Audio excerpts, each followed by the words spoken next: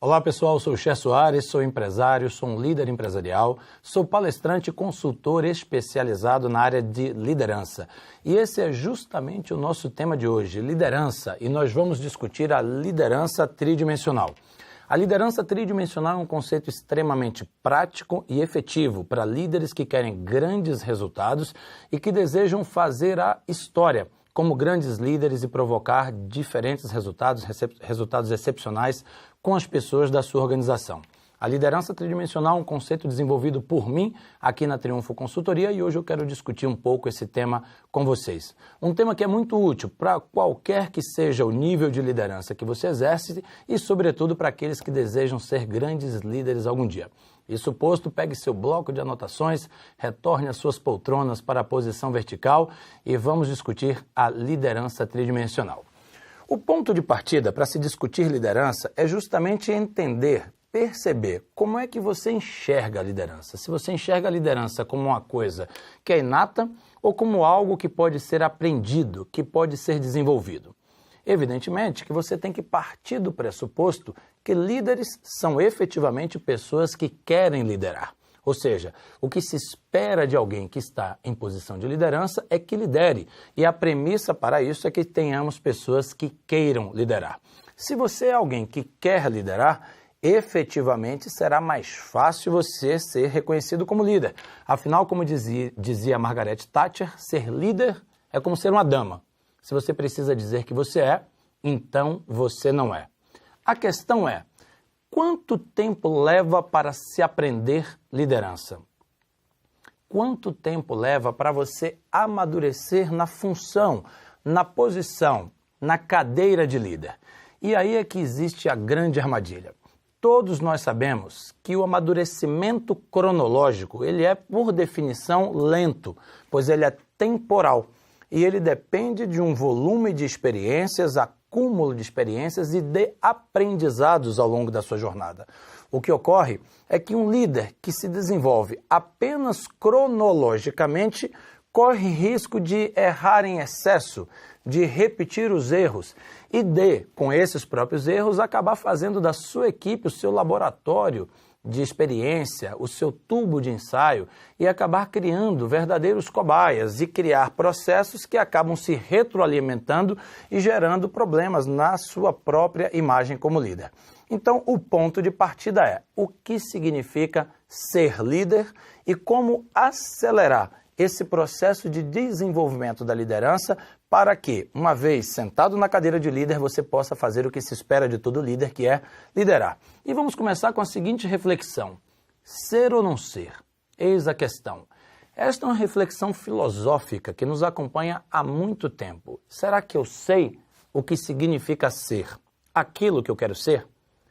Será que eu sei o que significa ser aquilo que eu sou? Será que eu quero ser aquilo que eu acho que ser líder significa ser? Muito bem, eu sei disso, é muita filosofia, não é? Mas vamos pensar de forma prática. O que significa ser líder? Ou melhor, o que significa ser algo? Toda vez que nós dizemos eu sou alguma coisa, eu estou falando de uma identidade que eu possuo. Quando eu digo eu sou fotógrafo, quando eu digo eu sou líder, quando eu digo eu sou vendedor, quando eu digo eu sou político, evidentemente que eu já estou criando uma expectativa em outras pessoas. As pessoas passam a esperar que, se eu sou um vendedor, que eu me comporte como um vendedor. Se eu sou um líder religioso, que eu fale como líder religioso. Se eu sou um professor, que eu me comporte, que eu atue, que eu pense como um professor. A pergunta é a seguinte: será que eu posso ser um líder não praticante? Como é que alguém pode ser algo que não pratica? Será que você conhece vendedores não praticantes? Líderes não praticantes? Porque se isso existisse, eu poderia dizer para você também que eu sou, como por exemplo, um voluntário não praticante. Ou que eu sou um torcedor não praticante. Mas o fato é que não existem torcedores não praticantes, assim como não existem voluntários não praticantes e nem líderes não praticantes. A essa altura você pode estar até discordando de mim e pensando no seguinte: eu sou um torcedor não praticante, afinal de contas eu não vou ao estádio ou eu não acompanho jogos, e eu diria para você, então você não é torcedor. Porque um torcedor, de fato, ele torce, ele vibra pelo seu time, ele acompanha. Porque não fazer isso não é torcer. É ou não é verdade? Eu, por exemplo, não posso me considerar torcedor de time algum. Afinal de contas,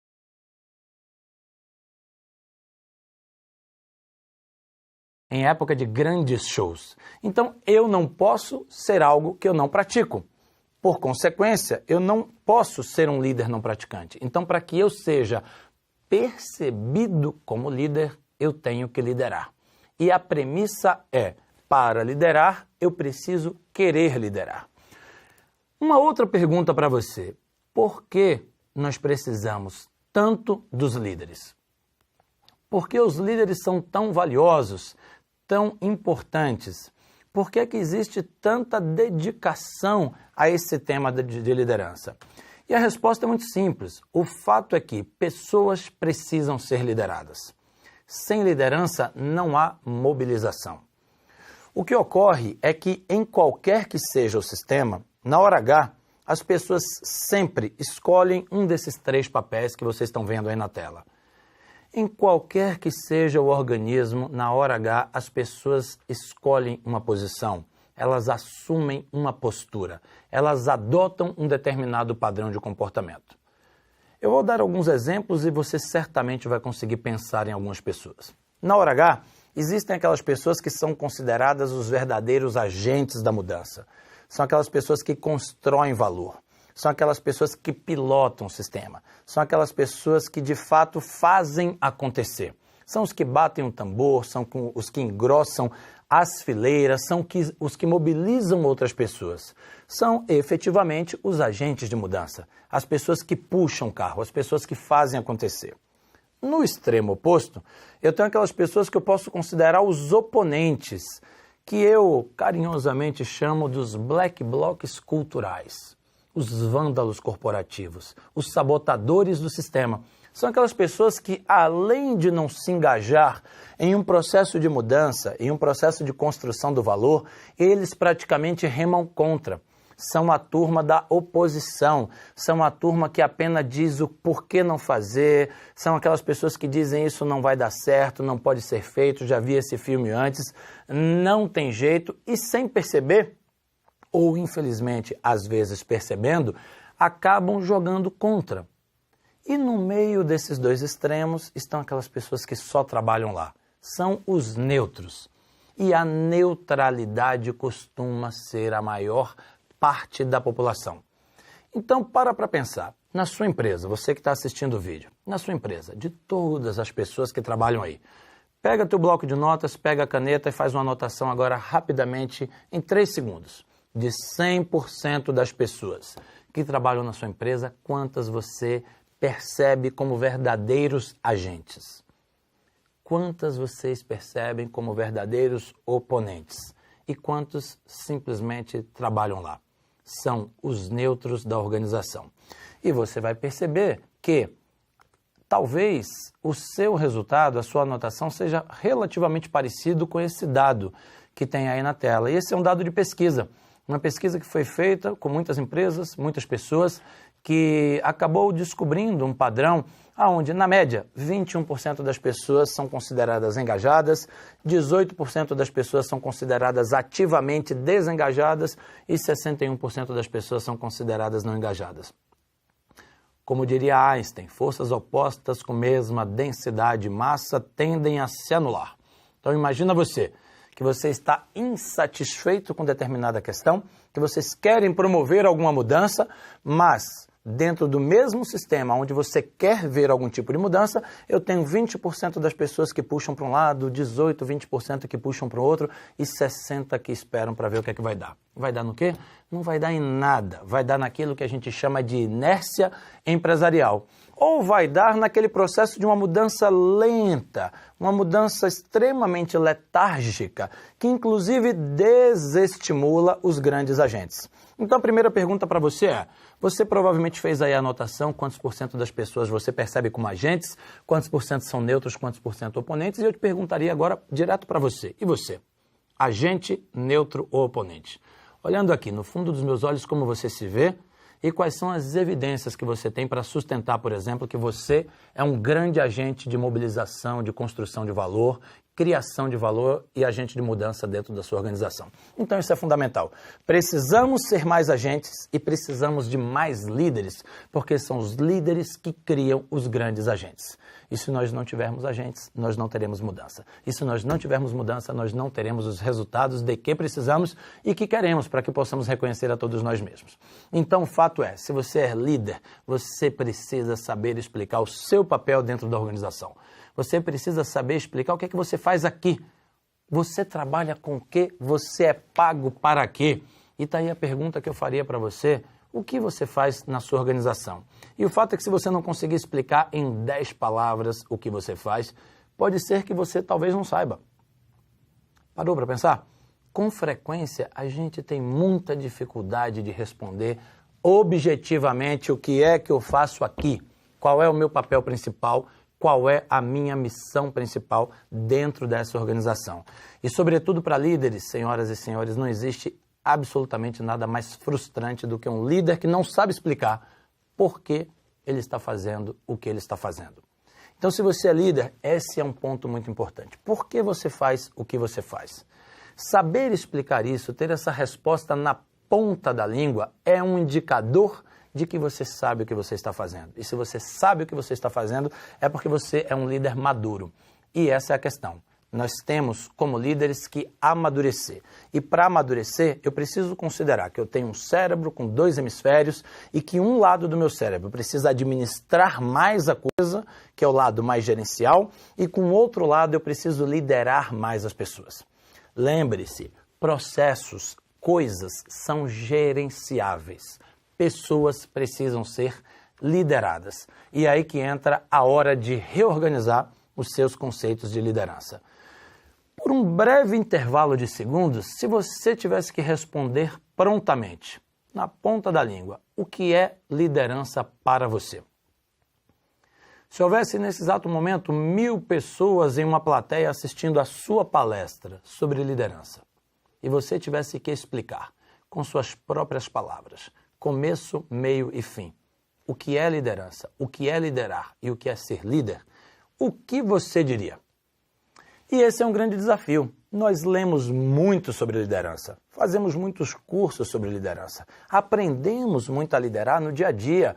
Eu não tenho dúvida que temos uma grande massa crítica a respeito de liderança.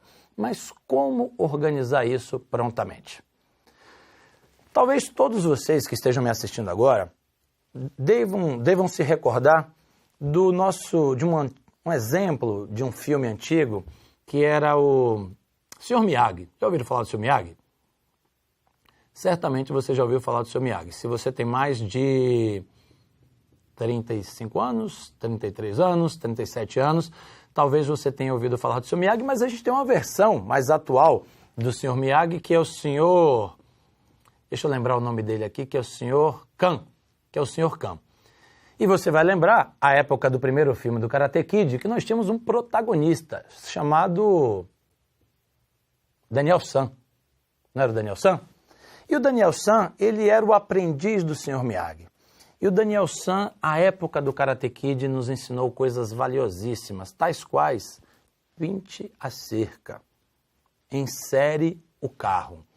E o Sr. Miyagi estava tentando nos explicar, à época, o que são os fundamentos de determinada atividade. Ou seja, qualquer que seja a atividade, existem fundamentos que precisam ser aprendidos. Na primeira versão de Karate Kid, era o pintar a cerca, encerar o carro. Na versão mais atual, é o tira o casaco, bota o casaco. Para quem não viu o Karate Kid mais atual, você pode dar uma olhada aí no seu Netflix, procura Karate Kid, e você vai perceber que, evidentemente, essas são as cenas principais do filme, aonde o Sr. Khan, nessa versão mais atual, ele treina o seu novo aprendiz para que ele aprenda os fundamentos. Isso é mais ou menos o que acontece no esporte. Um jogo, ele é uma consequência de uma série de fundamentos. Então, assim como no voleibol, você tem fundamentos como o saque, como o levantamento, como o ataque, como a defesa, em qualquer que seja a atividade, existem fundamentos que precisam ser aprendidos antes de eu conseguir jogar o jogo por completo. E aí está um dos grandes desafios da maioria dos líderes. Pergunta: os gaps de liderança que você percebe tanto em você mesmo quanto nos líderes com os quais você convive ou conviveu, estão mais associados a questões de mindset, a questões de método ou a questões de competência? E muito provavelmente você vai perceber que no tema liderança, além das questões de mindset, há uma carência de mais método, de mais estrutura de pensamento de liderança. Ou seja, a maioria das pessoas aprende a liderar liderando. Vão adquirindo aquele conhecimento tácito e na hora de explicar o que é liderança, elas sofrem pela falta de estrutura, que por sua vez está baseada na falta de metodologia. O que é a liderança tridimensional? É uma estrutura de pensamento. É uma metodologia baseada em fundamentos, tais quais tira o casaco, bota o casaco, pinta a cerca, insere o carro. Para ajudar você a organizar o seu pensamento a respeito dos conceitos de liderança e expandir a sua visão a respeito de todo o espectro de liderança. Então vamos a ele. Liderança tridimensional, ou seja, você um líder 3D. Tudo e absolutamente tudo que você precisa fazer como líder inserido nessas 3 dimensões. Uma parte de você, enquanto líder, é o seu lado líder gestor. É aquela parte de você que precisa gerenciar as coisas, que precisa gestionar a operação. Uma outra parte de você é o líder coach, aquela parte que precisa desenvolver o indivíduo, fazer as pessoas saírem do ponto A e irem até o ponto B, educar as pessoas, ensinar as pessoas, fazer com que as pessoas se expandam. E uma terceira parte de você, ou uma terceira dimensão, é o líder de times, que é aquela dimensão que se encarrega de construir efetivamente um time. Por quê? Porque essa palavra, com frequência aqui no Brasil, é utilizada de forma excessivamente romântica, poética. Então, observe, um bando não é um time. Uma equipe nem sempre é um time. Um time é caracterizado pela fusão dos jogadores, pela capacidade de jogar junto, pela harmonia entre os papéis, pela complementaridade de competências. Então, ter 5 pessoas necessariamente não significa ter um time, você pode ter uma gangue. Ter 10 pessoas necessariamente não significa ter um time, você pode ter um bando. Então, a terceira parte, a terceira dimensão da liderança tridimensional é justamente o líder de times, que é a parte da liderança que se encarrega de construir um time forte. Afinal de contas, você é líder, você não é o executor. Faz sentido, correto? Então, vamos dar uma olhada. Líder gestor, dimensão do negócio, relacionado à operação, resultados, o seu lado mais estratégico, o seu lado mais gerencial. Líder coach, dimensão do desenvolvimento, aquela parte que pega o indivíduo num ponto e ajuda o indivíduo a ir para outro ponto. Líder de time, o líder que constrói um time efetivamente através da fusão das pessoas e dos papéis. O fato é que todos nós, como líderes, temos tendências e preferências. Conscientemente ou inconscientemente, nós priorizamos uma dimensão em detrimento da outra. Então, se você foi forjado mais no aspecto da gestão, se você gosta, se você curte, se você está confortável com o seu lado mais gerencial, se foi isso que você aprendeu mais, se foi isso que você foi mais cobrado ao longo do tempo, existe uma probabilidade de você sobrecarregar essa dimensão e tentar resolver tudo com essa dimensão da gestão e deixar de lado, inconscientemente ou conscientemente, a dimensão times e a dimensão coach. Por outro lado, se você vem da escola pessoas, se você vem da escola humanas, pode ser que você em algum momento tente resolver tudo com a dimensão líder de times. O tempo inteiro tentando harmonizar o seu time, mas esquecendo em algum momento de aspectos essenciais, quer seja de desenvolvimento, líder coach, quer seja de gestão, líder gestor. Então é fundamental entender que nós corremos esse risco. E para isso a gente precisa o tempo inteiro se perceber e checar como somos percebidos a respeito das 3 dimensões para que você avalie se você é sobrecarregado ou tem pendido mais para uma ou outra das dimensões. Então vamos lá, liderança tridimensional, líder gestor, dimensão do negócio, relacionada à operação e resultados. Lembra do tira o casaco, bota o casaco, pinta a cerca, insere o carro? Aqui estão os fundamentos do líder gestor. Quais são os fundamentos do líder gestor? Estratégia. Um líder gestor não pode ser um bom gestor se não souber pensar estrategicamente. Planejamento, se não souber planejar. Execução, se não souber garantir a execução. Gestão de resultados, eficiência e produtividade, processos, recursos, sistemas e estruturas. Então, esta é a parte de você que cuida da gestão. Avalia esses 8 fundamentos, para pensar um pouquinho quais deles você domina, quais deles você sequer entendeu direito, porque essas são as áreas que talvez você precise se aprofundar. Próxima dimensão. Aliás, ainda na dimensão de líder gestor, desculpe. Aqui, um dos pontos que é relevante é você avaliar, por exemplo, as mudanças de contexto que têm acontecido ao longo do tempo na história. Então, nós precisamos de gestores cada vez mais efetivos. Se você é um líder tridimensional, você precisa fazer com que a sua dimensão gestor suporte e aporte, inclusive, contribuição para o seu líder 3D sistêmico. Por quê? Porque você não é o executor. Então, você vai fazer resultados através da capacidade de execução do seu time. E para que seu time execute muito bem alguma coisa, ele tem que ter um pleno alinhamento em relação a objetivos, em relação à estratégia. E a pergunta para você é, primeiro passo, você tem metas? Segundo passo, o seu time tem metas? Terceiro passo, todo conhece as metas? Quarto passo, essas metas estão claras, todas as pessoas estão devidamente mobilizadas em torno dessas metas, porque efetivamente a melhor maneira de não se atingir uma meta é não tendo uma meta. Lembre-se, você nunca atinge uma meta que não existe. Talvez você esteja lembrando de alguma coisa aí, mas é assunto para um outro vídeo. Segunda dimensão, líder de times, é aquela dimensão que, como disse há pouco, garante a fusão entre as pessoas e papéis.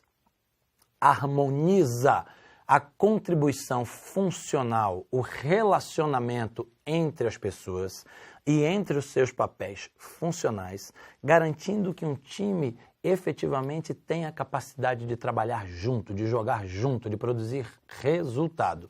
E, de novo, tira o casaco, bota o casaco, pinta a cerca, insere o carro. Aqui estão os principais fundamentos da liderança de times. Integração entre as pessoas e criar alto nível de envolvimento entre os seus jogadores e integração funcional. Lembre-se, não confunda integração com relacionamento social.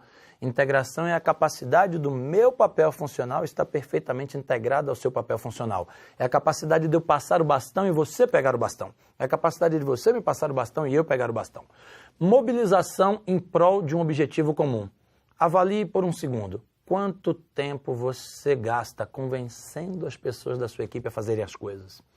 Quanto mais energia e tempo você gasta convencendo, é um sintoma de menor mobilização. Engajamento dos membros do grupo, comunicação e informação compartilhada. Comunicação é um tema altamente relevante. Aqui no Brasil, especialmente, a liderança tem certo nível de negligência verbal. Abre a boca e sai falando, não garante acuracidade, precisão das suas informações. Então, com frequência, nós perguntamos para liderados quais são os objetivos da companhia, quais são suas principais prioridades, e a gente tem dificuldade de ouvir as mesmas respostas que a gente recebeu dos líderes. Então, fundamental ser preciso, sniper na comunicação, e mais alguns fundamentos como a motivação de um grupo, sempre fundamental, delegação de atribuições, poder compartilhado, e coordenação entre o time e a capacidade de trabalhar sem supervisão alta. Para pensar. Se você se ausentar 2 semanas, 3 semanas, a produtividade se mantém? Ela aumenta ou diminui? Você mais atrapalha ou você mais ajuda? Então, dimensão líder de times. Quando nós pensamos em um time, há 2 vetores que são muito importantes você considerar. O nível de concordância que as pessoas da sua equipe têm para com você e o nível de confiança que elas têm em você. E quando você faz um cruzamento desses 2 eixos, você vai encontrar aqui perfis. Então, se você tem pessoas na sua equipe que nem confiam em você e nem concordam em você, você não tem membros da equipe, você tem adversários. São aquelas pessoas que provavelmente estão entre os oponentes, provavelmente estão sabotando a sua estratégia de liderança. Muita atenção com esse ponto. Coragem para tomar as decisões que precisam ser tomadas. Se você tem, pelo contrário, pessoas que confiam em você, mas que nem sempre concordam com você, você tem aí um jogador importante na sua equipe, que é o desafiante. E é importante nós termos desafiantes. Lembre-se, há 3 maneiras de fazer as coisas: a certa, a errada e a sua.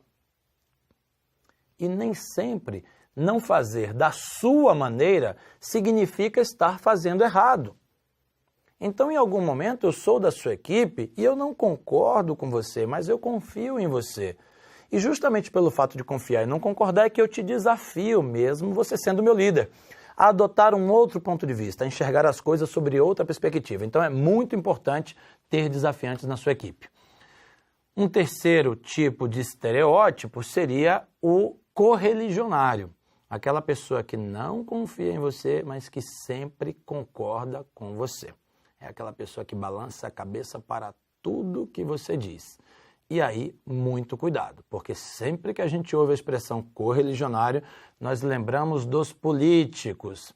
E lembre-se, onde há político, há dúvidas em relação à confiança. Então, os correligionários são pessoas que precisam ser cuidadas, com atenção, para que você não tenha ali falsos agentes dentro da sua estrutura. E, finalmente, os aliados, pessoas com alto nível de concordância e alto nível de confiança. Evidentemente, você é um líder de times, a sua equipe é situacional. Você está o tempo inteiro num processo de fusão de uma equipe. Existe uma equipe nível 0 de maturidade, existe uma equipe nível 10 de maturidade. E até você chegar no nível 10, com frequência você vai encontrar pessoas que estão em cima do muro. Pessoas que ainda estão criando ali uma massa crítica, estão aprendendo a ser lideradas por você e você está aprendendo a liderar essas pessoas. Como é que você resolve isso? Transparência, franqueza, alinhamento de expectativa. Então, dica para todo mundo que é líder. Pergunte para as pessoas da sua equipe como você gostaria de ser liderado. Se eu sou o seu líder, esta é uma pergunta que eu preciso fazer para você. Meu caro liderado, meu objetivo é ser o melhor líder possível para você. Meu objetivo é extrair o máximo do seu potencial, ajudar você a atingir o máximo de performance. Para isso eu quero ser assertivo, preciso. Então me responda, como você gostaria de ser liderado? E você vai perceber que essa não é uma resposta fácil nem curta. E ela, no fundo, ela apenas abre um diálogo de alinhamento extremamente necessário para que você possa combinar as regras do jogo. Detalhe importante. Lembre-se que você não extrai suco de uma laranja alisando uma laranja. Então, de tempo em tempo, você precisa exercer um pouquinho mais de tensão para você conseguir extrair o melhor das pessoas. Raramente as pessoas dão o melhor de si na zona de conforto. Então a ideia é, para tirar as pessoas da zona de conforto, eu preciso ter esse alinhamento de expectativas com ela. E para alinhar a expectativa, pergunta, como você gostaria de ser liderado? E finalmente a terceira dimensão, o líder coach, a parte de você que garante o desenvolvimento das pessoas. No dia a dia, me deparo com muitos líderes, desde líderes de equipe de vendas a presidentes de empresa que com frequência me dizem, não me importa a cor do gato, eu quero que ele casse o rato. Porém, a maioria das pessoas também quer.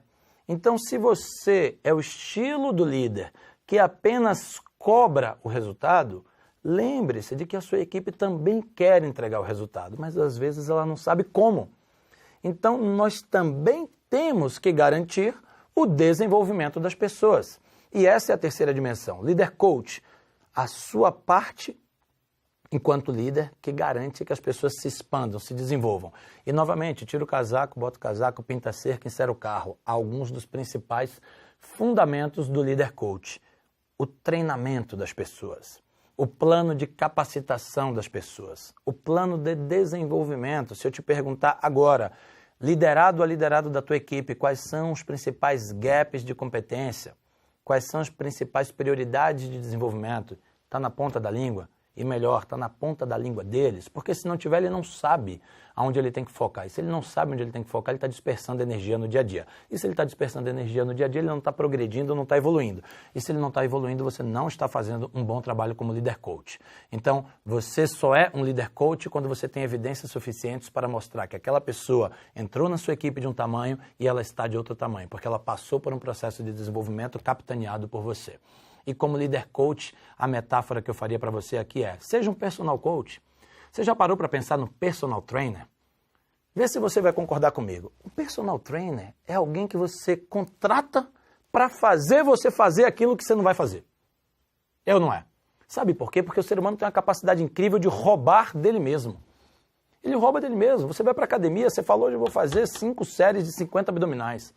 Na primeira você para nos 43, 44, porque você está cansado. Porque você começa a negociar com você começa a mentir para você mesmo, você começa a barganhar, você fala, nossa, tive um dia puxado, amanhã eu faço mais, isso, aquilo, aquilo outro, e você rouba de você se engana. E aí, como você já sabe que você faz isso, você vai lá e contrata um personal trainer, que é alguém que não vai dar ouvido para o seu chororô, para o seu mimimi, para a sua vitimização, que vai falar, legal, tá cansado, mais uma, vamos, só para nos 50. É ou não é? Esse é um dos motivos pelo qual você contrata um personal trainer. Segundo motivo, você contrata um personal trainer porque você nem sempre sabe treinar sozinho. Você adora carregar peso, você vai para a academia, carrega um big peso, mas às vezes faz tudo errado. Treina o mesmo grupo de músculos e o personal trainer é um cara que monta um treino para você. É alguém que consegue otimizar o seu resultado. É alguém que, mais do que isso, consegue produzir resultados visíveis no curto prazo. Então, com perdão da expressão, é alguém que você paga para te ferrar, mas te ferrando te ajuda a chegar lá. É ou não é? Então, é mais ou menos isso. Então, você, como líder, tem que ser esse personal coach. Tem que ser o Sr. Miyagi, o Sr. Khan, que vai conseguir fazer com que cada pessoa da sua equipe faça, adote, treine, desenvolva os fundamentos necessários para desempenhar melhor a sua atividade. E lembrem-se, as pessoas não aprendem muito bem pela orelha. Talvez você esteja falando, mas eu faço isso, eu já falei 1000 vezes que ele precisa fazer diferente. Falar não é ensinar, falar não é treinar. Então você só será um líder coach se efetivamente você conseguir exercer algum tipo de contribuição efetiva. E se você tiver resultados visíveis, você é um bom líder coach. Se você não tiver, você não é. Não tem meio termo nesse sentido. Alguém que passou pela sua liderança precisa dizer, sob aquele líder eu tive aqueles resultados. E nesse sentido, o melhor KPI ou KPI de liderança que você pode ter é uma resposta positiva à seguinte pergunta. Você me indicaria como líder? E aí eu pergunto para vocês, quantos de vocês já tiveram a ousadia de fazer essa pergunta para os seus liderados? E pergunte e ouça a resposta atentamente, porque às vezes nós temos 2 respostas, não é verdade? Uma verbal e uma não verbal. Então olhe no fundo dos olhos do seu liderado e pergunte para ele, você me indicaria como líder? Se sim, por quê? Se não, por quê? Um líder precisa ter coragem para fazer essas e outras perguntas. Aliás, um líder precisa ter coragem para fazer muitas coisas, como, por exemplo, pedir feedbacks. Uma das grandes atividades do líder é dar feedbacks. Mas os grandes líderes são aqueles que pedem. Como eu poderia ser mais efetivo na minha missão como líder para com você? Como eu posso melhorar a minha abordagem? Como eu consigo motivar você melhor? Como eu consigo treinar você melhor? E você talvez esteja pensando, eu concordo com isso. Mas mais do que concordar, quantos feedbacks efetivamente você pediu e recebeu nos últimos 60 dias? Porque muitas vezes você pode estar argumentando, mas eu não recebo feedback, as pessoas não me dão feedback. A pergunta é, você pede? Porque se você não pede feedback, evidentemente que você não recebe feedback. Então, lição de casa, escolhe 3 ou 4 pessoas que você confia, que são assertivas, precisas, que tenham capacidade e coragem de te dar um feedback verdadeiro e não um feedback para te agradar. E peça feedback para essas pessoas. Talvez você se surpreenda com as respostas e certamente você vai descobrir coisas importantes e valiosas que vão te ajudar muito no seu próximo passo. O fato é que você precisa ter coragem para pedir feedback, assim como você precisa ter coragem para fazer aquela pergunta se você me indicaria como líder. E coisas corajosas fazem parte da dinâmica da liderança. Pergunta para você, quais foram as coisas mais corajosas que você já fez como líder? Isso é fundamental, senhores. Por quê? Porque como líder, você é alguém que será medido pelo resultado que você consegue entregar e gerar através ou com as pessoas da sua equipe. E como líder, de tempo em tempo, a gente acaba caindo em alguns riscos comuns, como, por exemplo, tentar fazer com que pessoas que não querem mais, pessoas que, de fato, não têm a capacidade de fazer, não têm a capacidade de seguir adiante, continuem no barco com a gente. Mas o fato é que existe uma grande, uma imensa, uma abissal diferença entre a lâmpada que queima e a lâmpada que apaga. A lâmpada que apaga, você acende. mas a lâmpada que queima, você troca. Não tem outra alternativa. Então você precisa ter a sabedoria para distinguir entre a lâmpada que apaga e a lâmpada que queima. Senão, você não vai conseguir fazer um trabalho especial. E se não houver nada de especial no trabalho que você faz, como líder, você nunca será percebido como um líder inesquecível.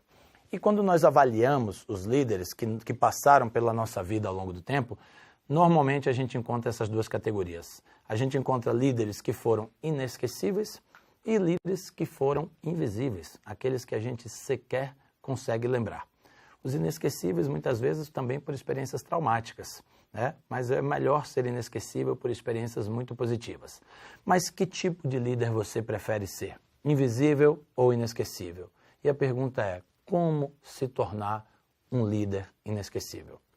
Como se tornar? Sendo um super líder 3D. Criando experiências de liderança que vão garantir um verdadeiro show de liderança.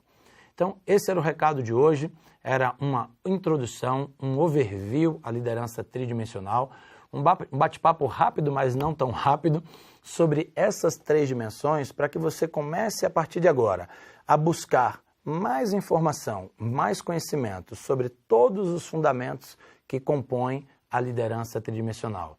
Lembre-se disso, tira o casaco, bota o casaco, insera o carro, pinta a cerca. Ou seja o Sr. Miyagi, seja o Daniel San, a gente precisa treinar e ser treinado em todos os fundamentos de liderança. Mas para isso nós precisamos escolher aqueles que a gente vai focalizar no curto prazo, aqueles que eu preciso investir mais tempo a partir de agora. Por onde começar e o que fazer já de imediato. E é assim que eu encerro o vídeo de hoje perguntando para você, o que você vai fazer já a partir de agora? Grande abraço e obrigado.